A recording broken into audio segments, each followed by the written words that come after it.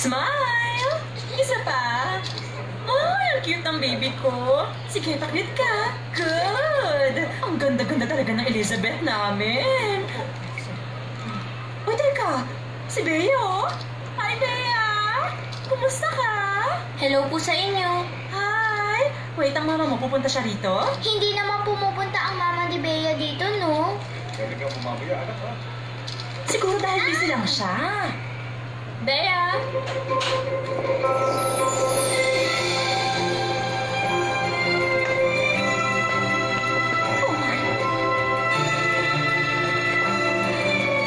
Galingan mo, ha? Pinapunta ako ng mama mo. Sabi niya ako daw ang pumalakpak sa'yo, mag-picture at mag-cheer. Hello there! Napansin ko lang. Close ka pala sa mama niya. Oo, mag-BFF kami, no? The picture. Ma, the picture. Nandito mo na kayo eh. The picture. Open. Open. Open. Open. Open. Open. Si Chairman Kim! Open. Tayo. Sorry, nalito. Hindi. Kadarating ko lang din dito. Paano mo ito nalaman? Meron pa ba akong tila? Hi, Bea. Ay, naku. Alam mo, ikaw ang pinakamaganda sa lahat ng bata. Galingan mo, papanoorin kita, ha? Uy, Daddy na Naimi! Oh, ikaw pala. Hi. Bakit naman hindi mo sinasagot ang mga call ko? Tumatawag ka ba? Palagi ako tumatawag. Medyo busy lang ako. Grabe ka! It's nice to see you Yes, here. yes. Hello, Chairman! Hello! Nice to see you there. Oh, ang cute-cute naman niya.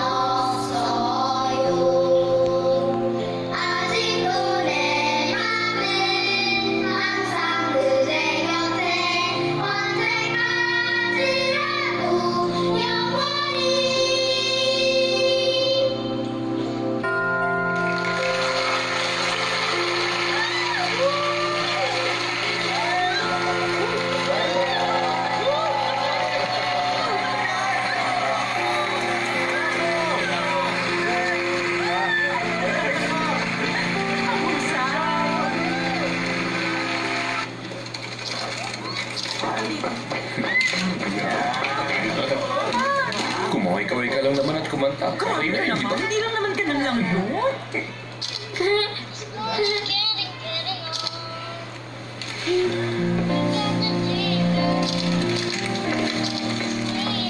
Ako naman.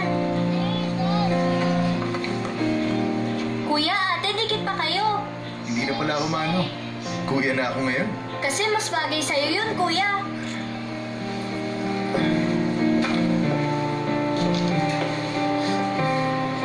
Ano ba yan? Magdikit pa po kayo ng konti.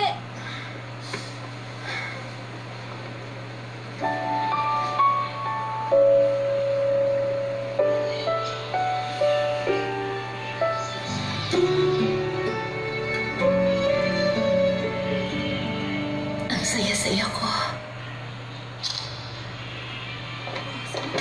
Sa Chondamdong po. Day off ko po ngayon, ma'am. Pasensya na po kayo. Ano ba yan? Nagmamadali pa naman tayo. Halika na nga. Doon tayo. Bye-bye! Gusto kumain.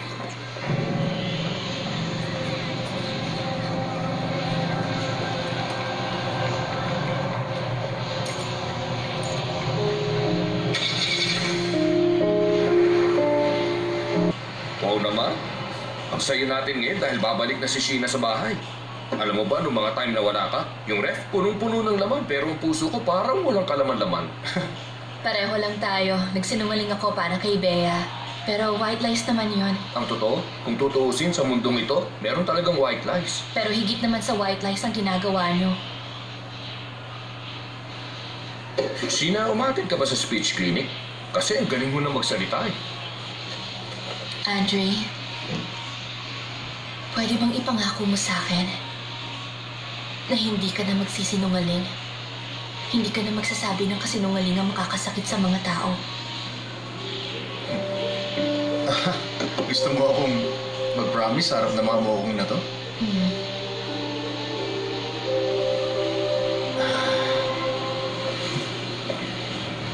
Pinapangako ko. Talaga? Hindi na. Kahit kailan. Tama ba yung narinig ko? Joke ba yan o kasinungalingan pa rin, ha, Andre? Mauna na kayong dalawa. Meron lang kami pupuntahan ni Sheena. Sige na.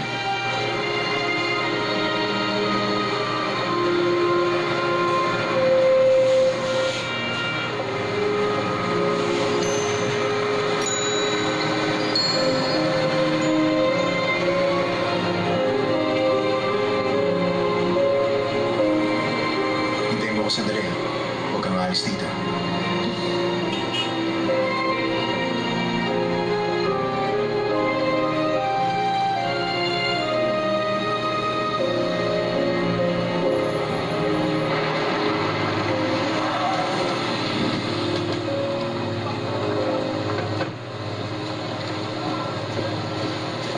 Tumawag ka ng backup?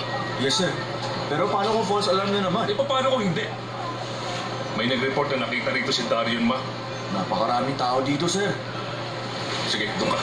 Yes, sir.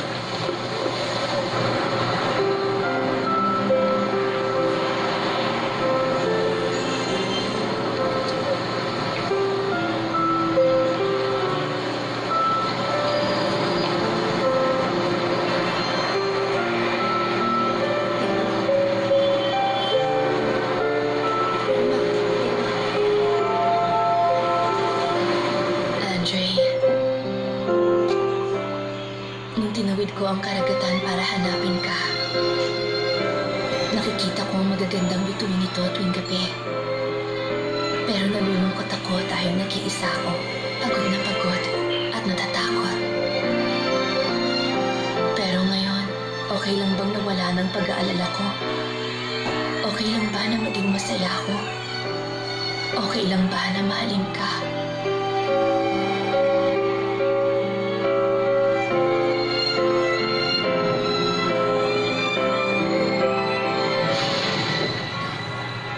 Sabi ko na hindi ako nagkamali. Nahula rin kitang loko ka. Karapatan mong manahimik at hindi magsalita. Ano man ang sabihin mo, maaaring gamitin laban sa'yo. Bibigyan ka ng abogado magtatanggol sa'yo.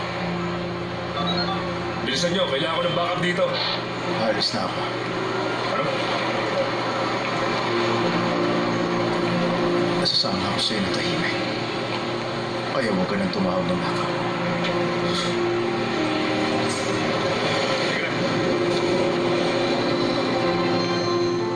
Andre, bilisan mo ang pagbalik. Ang lalaking yan, ang umibig sa Serena at nakarinig sa tinig nito. Kahit na paulit-ulit mong burahin ang kanyang alaala, kahit na muli siyang ipanganak sa ibang mundo, siya ang lalaki ang tanging kapalaran ay muling umibig sa isang Serena. Kaya naman, darating ang sandali na muli niya maririnig ang tinig ng Serena. Dahil siya ay ako.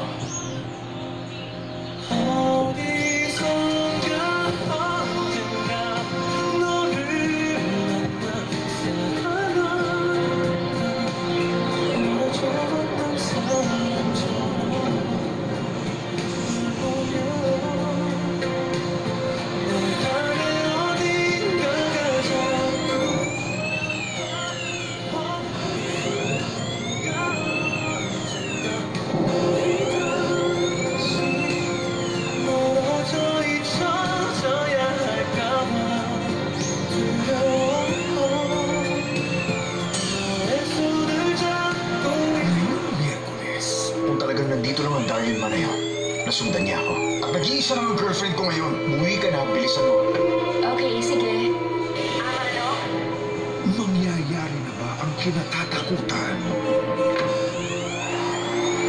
Nandun ka sa mga panaginip ko para kang isang sirena. Kausapin